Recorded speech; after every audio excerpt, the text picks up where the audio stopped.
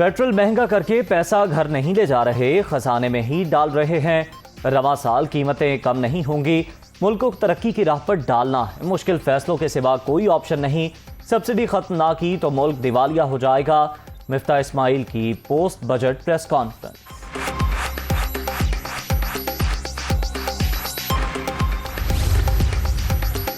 IMF नए budget को किसी भी सूरत तस्लीम नहीं करेगा। दीगर ममालिक भी नाअहल हुक्मरानों की मदद नहीं कर रहे।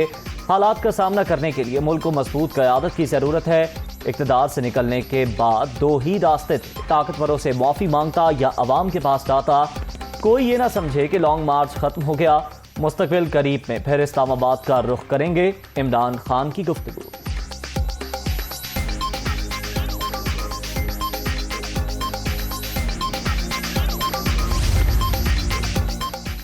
FIA मनी लॉन्ड्रिंग केस में बड़ी पेशरफ्त। वज़ीर आज़म और वज़ीर आला पंजाब की जमानत मंजूर। दीगर मुल्ज़िमान की अबूरी जमानतें भी कन्फर्म। लाहौर की खुसूसी अदालत ने महफूज फैसला सुना दिया। शहबाज शरीफ और हमजा को 10-10 लाख रुपए के मचल जमा कराने का हुक्म।